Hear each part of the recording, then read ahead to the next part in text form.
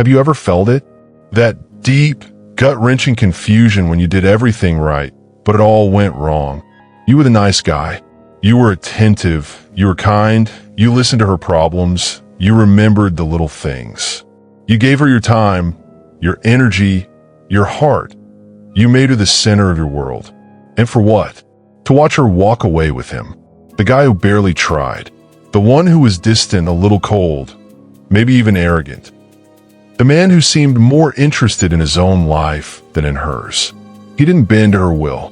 He didn't shower her with compliments. He didn't make her his mission. And yet, she chose him. She craves him.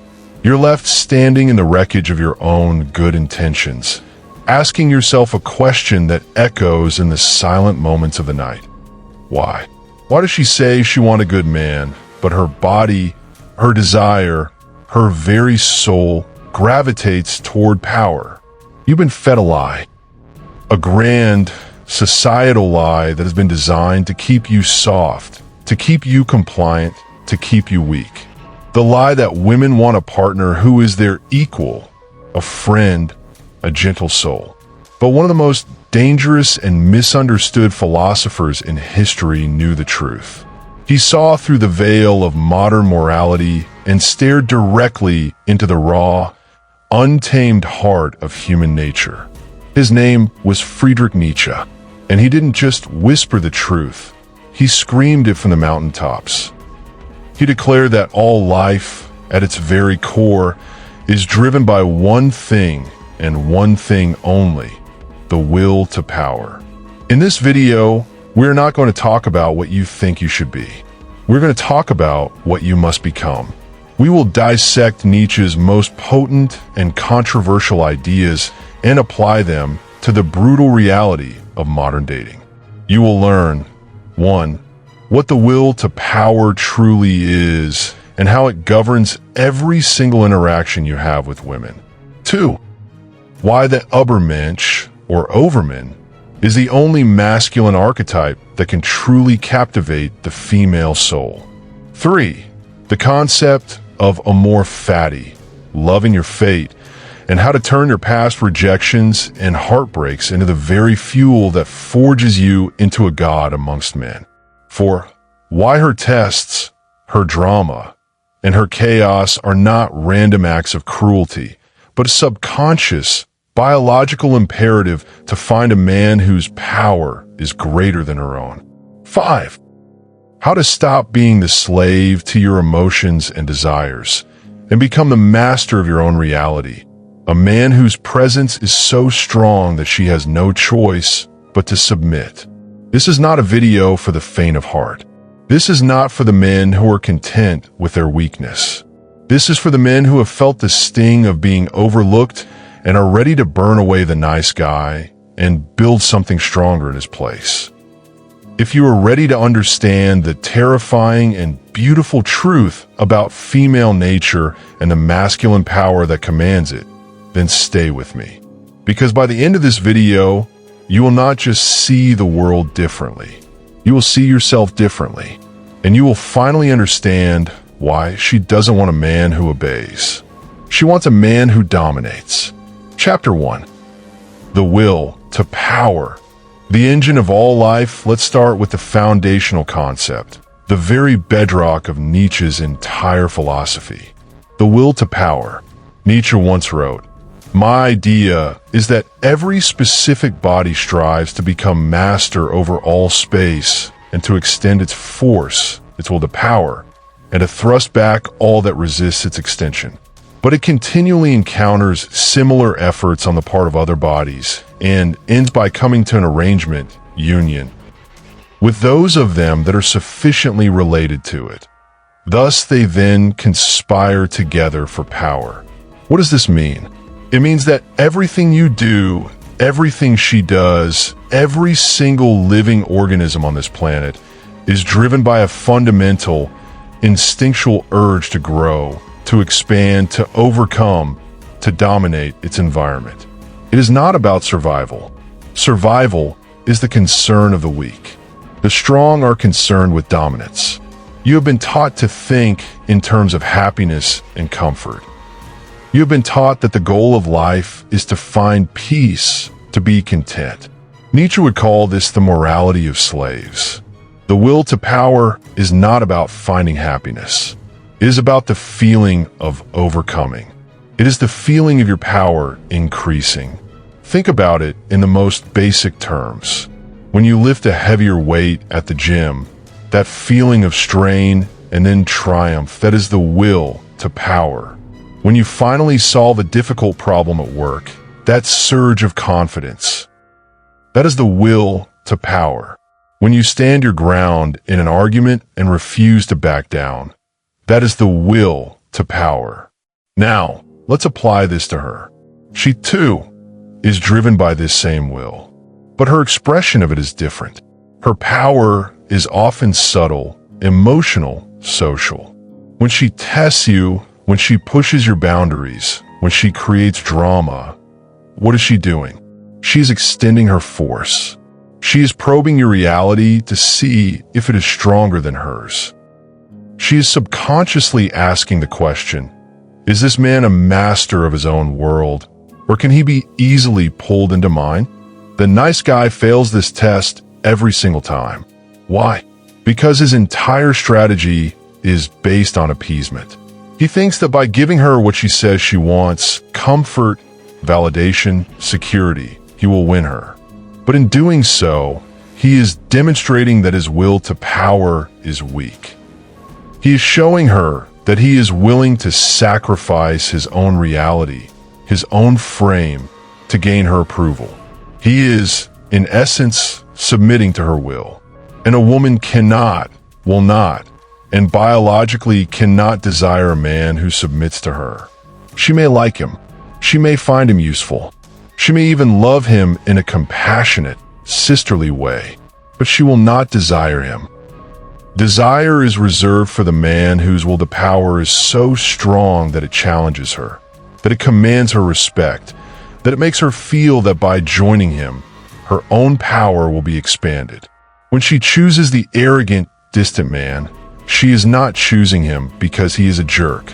She is choosing him because his arrogance and his distance are signals. They are signals that he is the center of his own universe, that his mission, his purpose, his will comes first, that he is not easily conquered, and therefore, he is a prize worth conquering.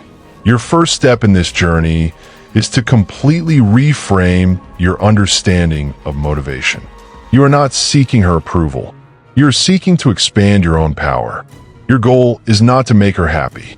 Your goal is to become a man of such undeniable presence and purpose that her happiness becomes a byproduct of being in your orbit. Stop thinking in terms of what you can give her. Start thinking in terms of what you can become. Because in the brutal calculus of the will to power, the man who becomes the most wins. Chapter 2. The Übermensch. The man who creates his own reality. If the will to power is the engine, then the Übermensch, or the Overman, is the destination. This is perhaps Nietzsche's most famous and most wildly misinterpreted concept. It is not about a master race. It is not about a tyrant. The Übermensch is a psychological state. He is the man who has overcome the small, petty morality of the herd and has created his own values.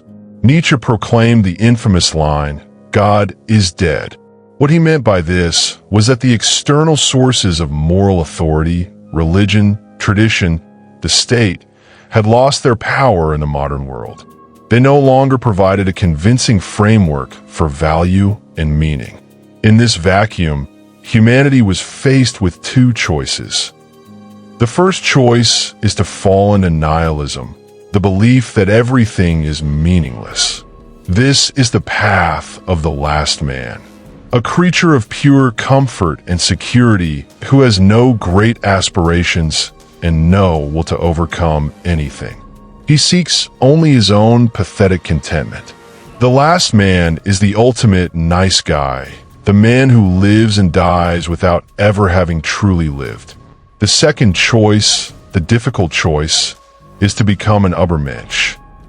The Übermensch is the man who looks into the abyss of a godless, meaningless universe and says, "Fine, if there are no preordained values, then I will create my own."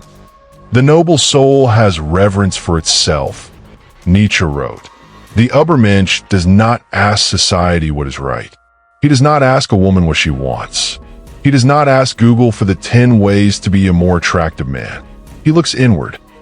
He consults his own soul, his own deepest instincts, and he forges his own table of commandments."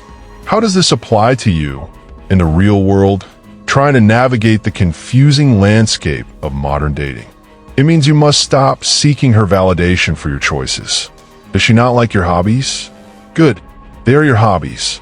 Does she not approve of your career path? Excellent. It is your career path. Does she think you should be more open, more emotional, more available? Let her think it. It is your emotional state to command. The average man's reality is porous. It is weak. When he meets a woman, especially a beautiful and captivating woman, he allows her reality to flood his own. Her opinions become his opinions. Her desires become his desires.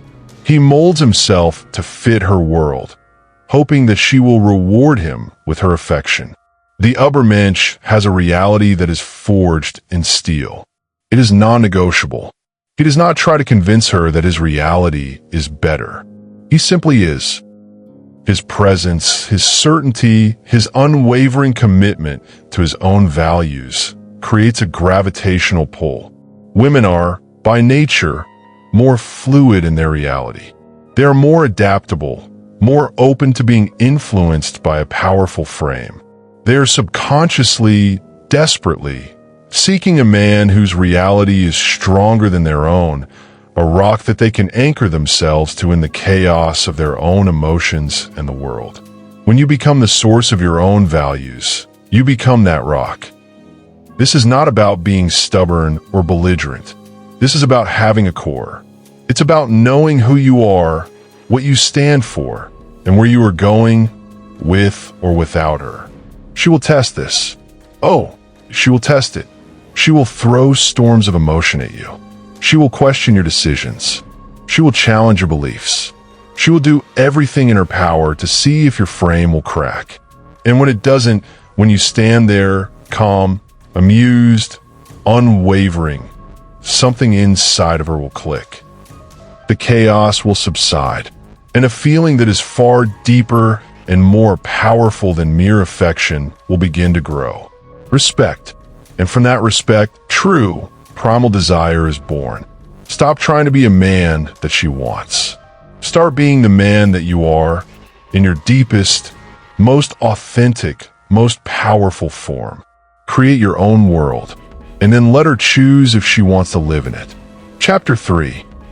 Amor Fati, the art of loving your scars. Now we come to one of the most difficult and most transformative concepts in all of philosophy. Amor Fati.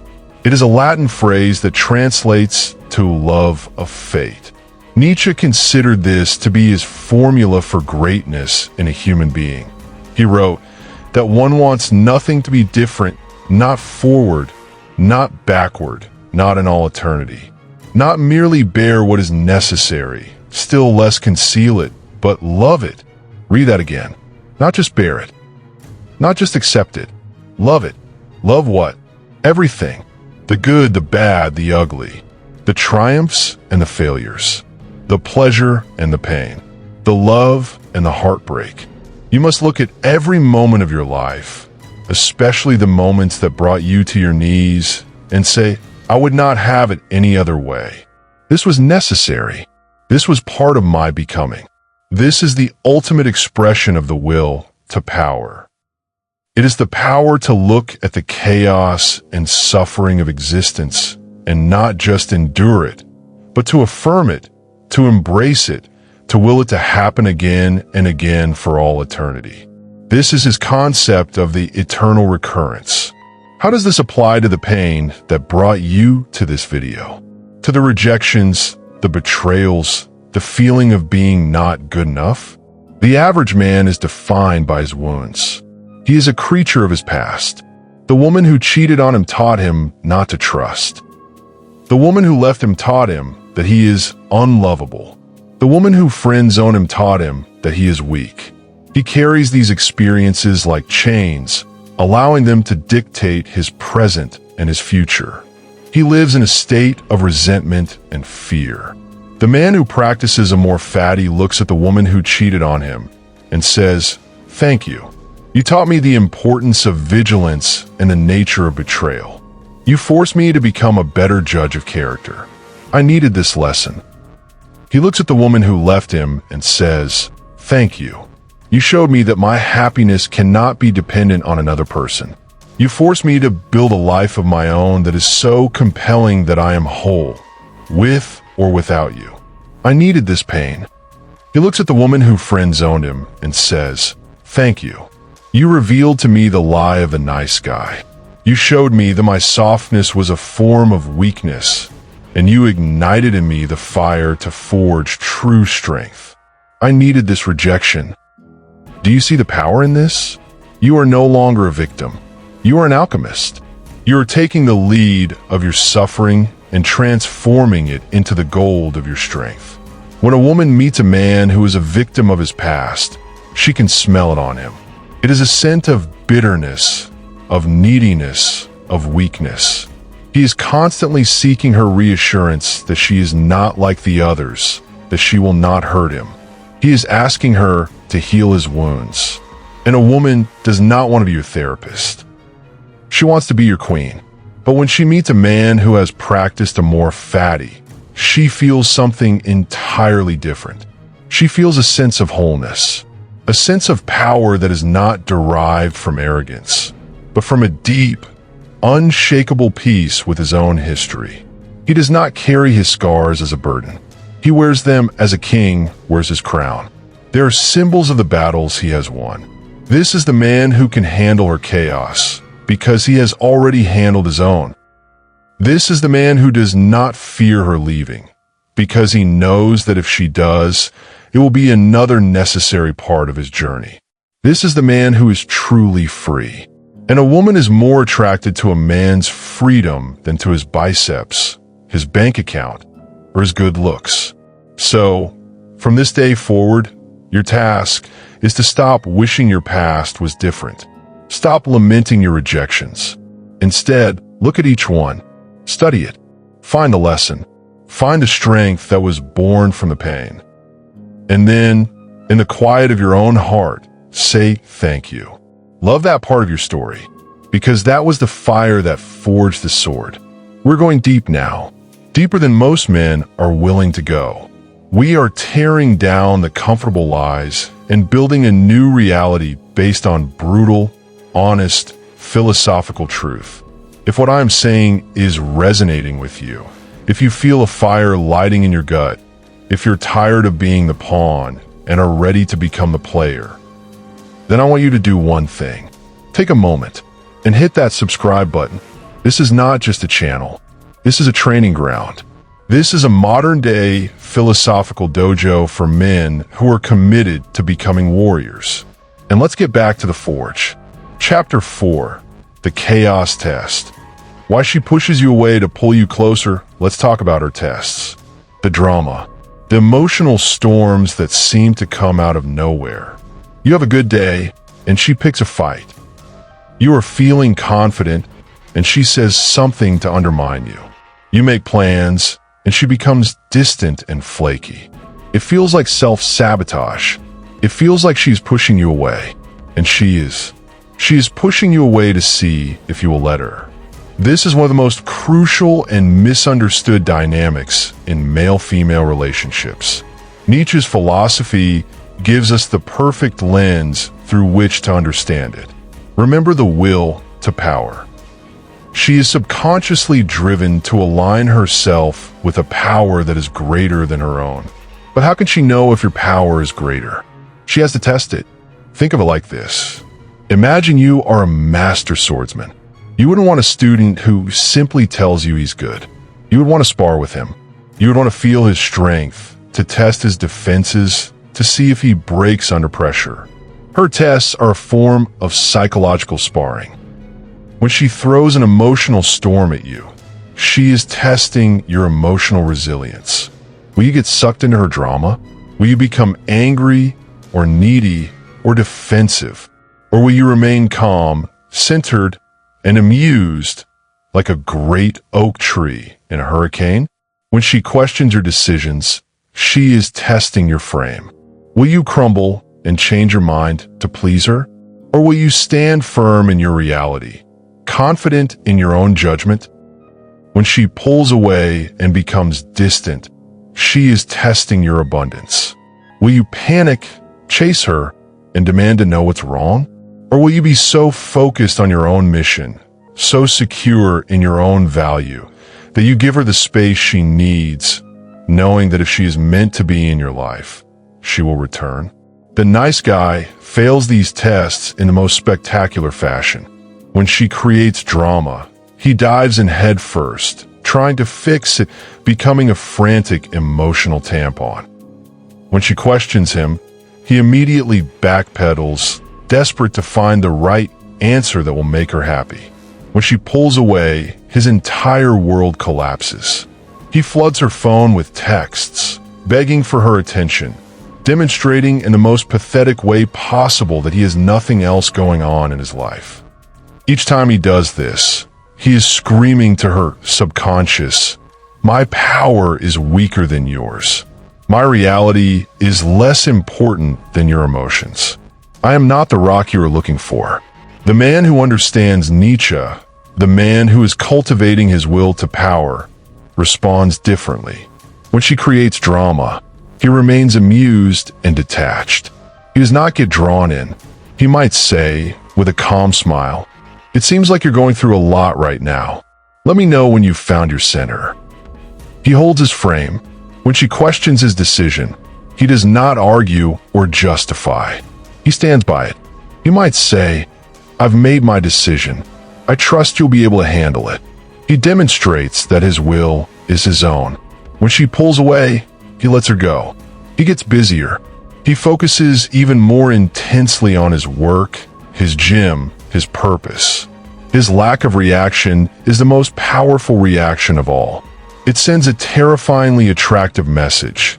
My life goes on, with or without you. And my life is awesome. This is what she is craving.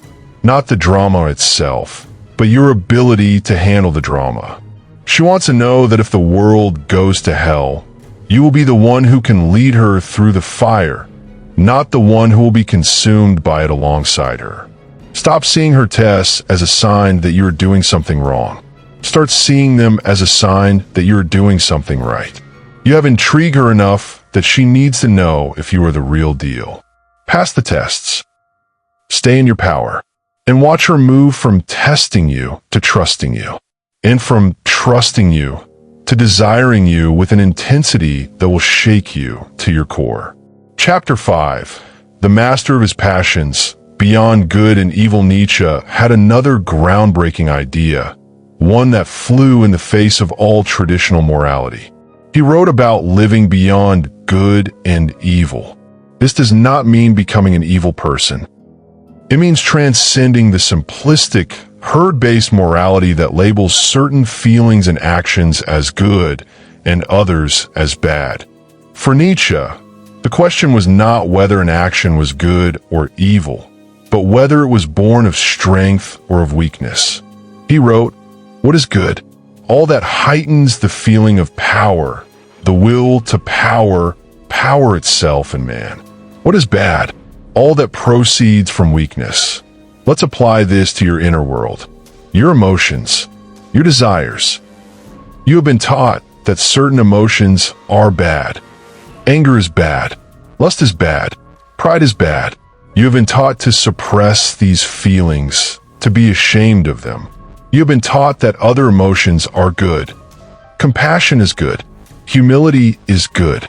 Forgiveness is good. Nietzsche would say this is the morality of the slave, designed to domesticate you, to turn the predator into a house pet. The man who lives beyond good and evil does not judge his passions. He harnesses them. He is not the slave of his anger. He is the master of it. He understands that anger is simply a form of energy, a signal that a boundary has been crossed. He does not repress it. He does not explode in a fit of rage. He channels that energy into decisive, powerful action. He is not the slave of his lust. He does not deny his sexual nature or apologize for it. He recognizes it as a powerful, life-affirming force, but he is not controlled by it. He does not chase every skirt he sees. He chooses where to direct that powerful energy with intention and with purpose. His sexuality serves his will. He does not serve his sexuality. He is not the slave of his pride. He does not boast or seek validation. He has a deep, quiet reverence for himself, for his own power, for his own journey. It is a pride that does not need an audience. This is the essence of emotional control from a Nietzschean perspective. It is not about not feeling. It is about being the absolute, undisputed master of everything that you feel. When a woman interacts with a man who is a slave to his passions, she feels it immediately. He is reactive. He is predictable. If she praises him, he is high. If she criticizes him, he is low. If she shows him sexual interest, he becomes a fawning puppy. If she withholds it, he becomes bitter and resentful. He is a puppet, and his emotions are the strings. When she interacts with a man who is the master of his passions, she feels a sense of profound and unsettling calm. She can't get a rise out of him. She can't manipulate him with praise or with shame. He is not a rock because he feels nothing. He is a rock because he feels everything, and he is the master of it all. This is the man who can look at her in the height of her beauty and desire her, but not need her. This is the man who can listen to her harshest criticisms and not be broken by them. This is the man who can feel anger at an injustice, but respond with cold, calculated power, not hot, messy rage. This is the man she can trust. This is the man she can desire. Your journey is not to kill your passions. It is to tame them. It is to become the rider of the horse, not the one being dragged behind it. Meditate, train, discipline your mind and your body. Become the master of your own inner kingdom. And from that place of mastery, you will project a power that is more seductive than any words you could ever say. Final chapter, the hammer of creation. Forging the new man, we have walked through the fire of Nietzsche's philosophy. We have talked about the will to power, the Übermensch, a more fatty, the chaos test, and living beyond good and evil. Now, what do you do with this? Nietzsche famously said, "One must still have chaos in oneself to be able to give birth to a dancing star." He also said that the philosopher must use a hammer to test the old idols to see if they are hollow. This knowledge is your hammer, and your life, your beliefs, your very identity are the idols you must now test. The transformation from the nice guy to the man of power is not a comfortable one. It requires you to take this philosophical hammer and smash the hollow idols you have been worshiping. The idol of her approval. Smash it. The idol of societal expectations. Smash it. The idol of your own comfort. Smash it. The idol of being the good person. Smash it. From the rubble, you must build something new. You must become a creator. The creator of your own values. The creator of your own reality. The creator of yourself. This is not a one-time decision. It is a daily practice. It is waking up every single morning and choosing your mission over your comfort. It is going to the gym when you are tired because you are forging your will. It is saying no to a woman, not to be a jerk, but because it does not align with your purpose. It is looking at your past failures not with shame, but with a quiet, powerful love. It is feeling the storm of your own emotions and choosing to be the eye of the hurricane, not the debris being tossed about. This is the path. There is no other. The world is full of last men. Men who are soft, compliant, and predictable. Men who have traded their fire for a warm blanket. And because of this, a man of true, unapologetic, masculine power has never been more rare or more valuable. When you walk this path, you will be lonely at times. The herd will not understand you. They will call you arrogant. They will call you selfish. They will call you cold. Let them. Their opinions are the bleating of sheep. You are forging the soul of a lion. You're not doing this just for women. That is the final, crucial lesson. If you do all of this simply to get the girl, you have already failed. You're still seeking an external reward. You're still a slave. You must do this for you. You must do this because the alternative, a life of quiet desperation, of being a slave to your emotions, of living in the shadow of your own potential, is a fate worse than death. Become the man you were meant to be. The man of power. The man of purpose. The creator. Do this, and a strange thing will happen. The thing you are chasing, the approval, the desire, the respect of women, it will start chasing you. They will feel your power. They will be drawn to your frame. They will want to enter your reality. But by then, it will be a welcome addition to your world, not the center of it. That is the ultimate power. The power to not need the very thing you once begged for. We have come to the end of this journey. But for you, a new one is just beginning. Look at your life. Look at your past. Look at the man you are right now.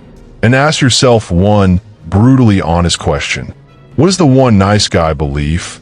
The one piece of slave morality that you are still clinging to, that you know you must smash with a hammer starting today? Drop your answer in the comments below. Let this be your declaration of war against your own weakness. Thank you for walking the path of fire with me. I am Jay, and you are watching IRONMIND by Jay.